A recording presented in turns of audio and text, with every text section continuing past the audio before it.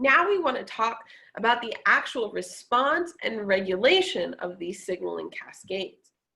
A response is what happens after the cell has actually transferred that signal through the physical change of signaling molecules in the transduction pathway to a place in the cell where you can actually have a change, a meaningful change. The cell is communicating. That means that it wants something to be recognized. Most responses are going to be nuclear. And this is a little bit before our ability to entirely understand this in the cell yet. We haven't really talked about the expression of genes, but if you've already taken this course before, or maybe you had this material in high school, you might recall factors known as transcription factors.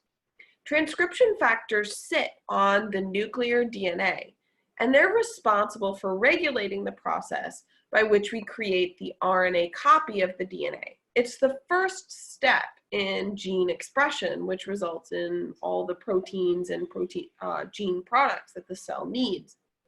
So this is part of how the cell decides which genes get expressed.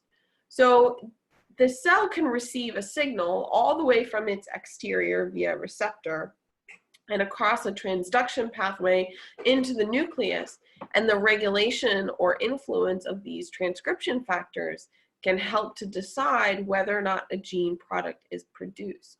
As we go through the process of learning more about genetics and gene products, we're going to come back to this concept to try and connect how cells communicate with each other and what those communications really mean. It's really important to note that this response still has to be regulated by the cell, that it's not enough. You can't just receive a signal and then assume that that receival is going to be all the information that you need. Your cells that were present in your bone when you were a 13-year-old going through a growth spurt were told to grow, but you don't want the cells to grow for the rest of your life. You need them to be able to receive the signal and do their job, but then stop doing so. Similarly, you might also have a cell that's told to commit suicide in a process known as apoptosis. But you don't want every cell to just commit suicide at the first, sense of a problem. You need to have some weight that's given. Do I commit apoptosis, or do I try to survive? So you need to be able to weigh those signals that you're receiving, because the cell is receiving many signals simultaneously all the time. So the regulation of that response is going to be really, really critical.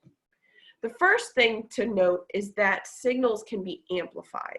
So when a signal is received, it's one molecule binding to one receptor, but some signals need to create big changes in cells.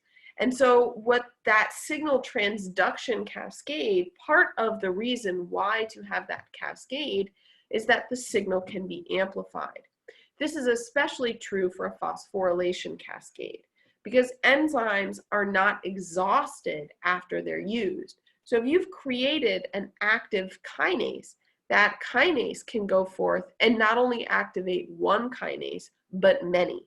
So each step in this cascade can be amplified exponentially, eventually leading from a single reception event from that communication to a very large response.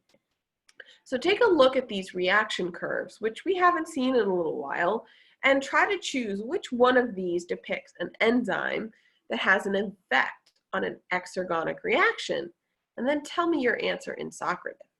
Pause the video here if you need more time.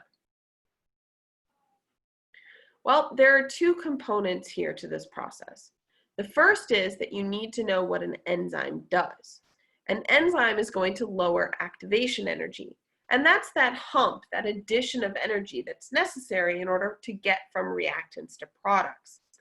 B is changing the energy for the entire scheme, and that's not realistic for any component. D is only changing the energy of the reactants by increasing them. A and C both lower the hump, but this question is asking for an exergonic reaction. Since exergonic is acts like exit, is the release of energy into the system, we need the products to be lower in free energy than the reactants. So the answer would be A. Now, how does ATP facilitate reactions? Recall that ATP is not going to influence activation energy.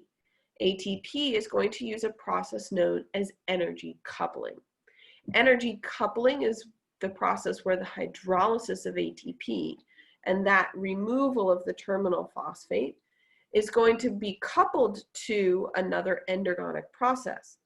That phosphate phosphorylates an intermediate, which is actually the reactant of that endergonic process. And so the black curve here, which is the original curve, the endergonic process, the reactants gain energy via the energy coupling because the hydrolysis of ATP is so exergonic that when the phosphate is transferred to the reactants, we get to an exergonic reaction. Thereby, we've taken our original endergonic reaction and made it exergonic. Now, signals are also going to be really, really specific. And this is because enzymes are responsible for that original reception event. Receptors are generally going to be enzymes capable of participating. For example, receptor tyrosine kinases are enzymes. It's also important to note that specificity can occur based on the type of receptor you have on your surface. So if you take a look here, our sending cell, which is producing the ligands, there are two types of cells in the system. One target cell expresses the blue receptor, which matches this ligand, and so we get an intracellular response. But non-target cells don't make the receptor, which means that the ligand doesn't bind, and so you don't get a signaling event. You can also have different types of receptors on the surface, even for the same ligand. And you can have different collections of not only receptors, but of transduction pathway proteins, which further alter the types of responses that you can have internally. So the type of cell is going to have a response dictated not only by the ligands that are available in its environment, but by the collection of response proteins that are within the receiving cell. We're going to take a final quick look at an example of one of these cellular response processes, which is extremely important to the cell. And I mentioned it very briefly before. This is the process of apoptosis, otherwise known as programmed cell death, or shortly, cell suicide. Cells that are infected, damaged, or at the end of their functional lives intentionally undergo this process. It's necessary for any multicellular organism to be able to terminate particular cells in the system. And so while you need to be able to do this process, you also only want to do it during very important times. So this is very tightly controlled. There are going to be pro-apoptotic signals. Pro meaning like promoting. They're going to turn on or encourage the process of apoptosis. Anti-apoptotic signals are going to attempt to save the cell. So in a healthy cell, anti-apoptotic signals predominate. In a cell that needs to be terminated, those pro-apoptotic signals get turned on and amplified. It's like a seesaw where you're constantly making the decision, do I want the cell to survive or do I want the cell to apoptose? I do want to point out to you that this process is not always a bad thing. Sure, if you're infected with coronavirus, you're going to be having virally infected cells with high levels of anti-apoptotic signals committing cell suicide, because that's the best way for the cell or the multicellular organism to survive, is the death of a few cells. But this is also a process that can be good. So for example, when you have a developing fetus, you first have the creation of a hand that's like an entire ball of cells. And then eventually apoptosis in very particular cells results in the creation of your 5 little finger digits. When this process is broken, then, or for example, when your anti-apoptotic signals don't fire correctly, then you're going to start to get the development of something like cancer. So when cells that are broken or no longer needed should die, but don't die, that's when you get cancer. We're actually going to be starting our next lecture with a case study.